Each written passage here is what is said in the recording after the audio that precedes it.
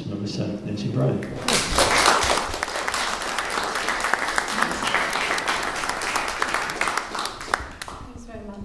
Thank you all for coming tonight. I really appreciate it. I guess before I start, I would like to dedicate this talk to Graham Hickett. So I'm talking today on ethnic minorities, which in Australian parlance we would call Indigenous peoples of China. And the reason why I'm doing that is because a year or so ago I went to China to follow up my interest in Indigenous resource management. And I focus mainly on looking at how Indigenous peoples in Australia are responding to key challenges like poverty, domestic violence, sexually transmitted diseases, living in lots of different disenfranchised ways, but still promoting and advocating very strong programs which are building and showing other people how to manage and protect environmental values while maintaining economic livelihoods. So this is a key tension that I've always been really interested in and passionate about, because so often when you look and work in the Indigenous space, it's always sort of constructed as if it's something different, and this tension between trying to achieve economic livelihoods and preservation of the environment is somehow separate and distinct to Indigenous groups. But in fact, it's the tension, and in terms of geography as interest, it is the thing that is the whole world is driven by. How do we manage that tension between economy and environment? So basically, I just wanted to go and have a look at how that was playing out in China.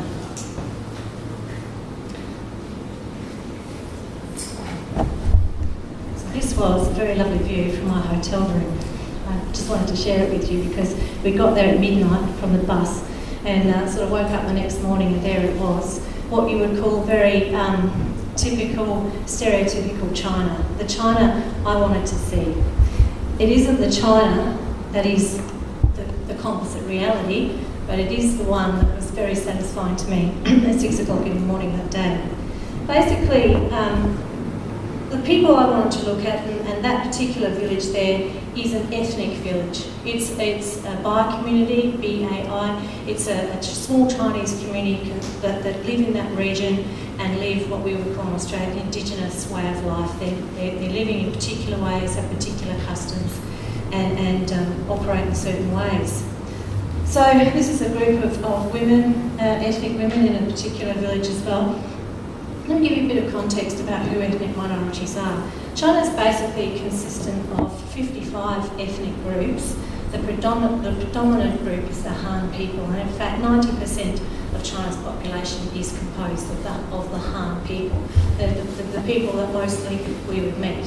But outside of that, the other 10% is actually composed of 55 different ethnic minority groups, all of whom have over many, many millennia moved in and out and around about the sort of Chinese region and developed certain and particular customs. So that's the particular, I guess, statistic there.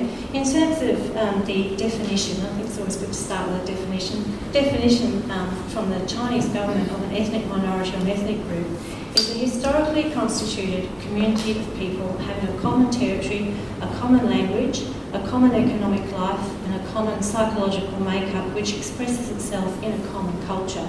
And one of the reasons why I find that as a very interesting definition of Indigenous peoples is coming from where I come from, how Indigenous peoples tend to construct themselves is, and how the United Nations defines Indigenous peoples is not just a group that have in common a particular identity and culture, but it's also usually a group that has had to act in opposition to or has had to fight for its identity in the context of big changes like colonisation or globalisation. So there's that sense of opposition and resistance in a lot of terminology and sort of work in an Indigenous experience. But in China, the definition is very different, and there's this sort of attempt to start to formally recognise different groups within the Chinese culture. And what they've got here is what they call the Regional Ethnic Autonomy Law, first promulgated in 1984, amended again in 2001. And basically what this does, this law, is it does mandate or decentralise different forms of power, authority and decision making to different Indigenous or ethnic groups across China. And they've divided that into 5 provincial level autonomous regions, 30 autonomous, what they call prefectures, and 119 autonomous counties, which really kind of doesn't mean a whole lot. But the point I'm making is that the Chinese government has made a formal, deliberative attempt to try and give some authority and control to the ethnic minorities. The other important dimension is that even though in China, you know, the ethnic minorities only constitute 10% of the population, they actually have 3/4 or 64% of the national territory. So in many ways there is you know, a pressure there, and there's interesting political dynamics as a result. And I wanted to add now, it's like I make no pretense to be an expert in these political dynamics, because I truly believe you have to be someone that's worked in China just about their whole lives. It's almost a language to learn. So this is very much my reflection, a qualified reflection on my observation in China in this case, because I think to get into the ins and outs of what's actually happening, you probably need to be Chinese.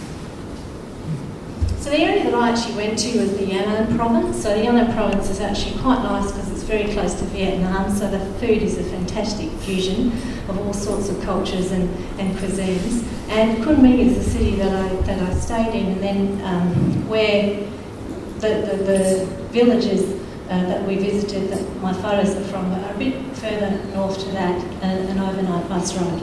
So that's sort of the structure of where the region is. And the reason why I chose the Yunnan province is because in all of China, there are 25 ethnic groups that live in that particular region. So there's a lot to see, lots of different cultures to meet and be exposed to in different ways. And the particular town is Shizu, and this is a BAI, as I said, town. And 80% of the people here live in very concentrated communities. So this was one Bai village of many Bai villages in the region.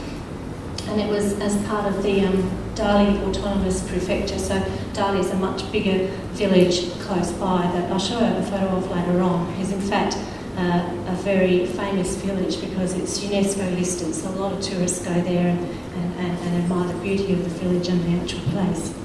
Bai people traditionally don't just call themselves Bais, they call themselves Baizi, Baini, Baihao, all of which mean Bai people, and in fact they self-identify by an additional 60 names. There are also some Han people in the area, but basically all around this region there are numbers of different villages and cultures. And the history of the Bai is that they basically came down through China from the ancient, what they call the Ji population, approximately about 2,500 years ago. And so this was in pre-Qin period, and basically they settled along the Huangsu River. So this is the pattern of settlement, and now tend to live in these small, discrete villages.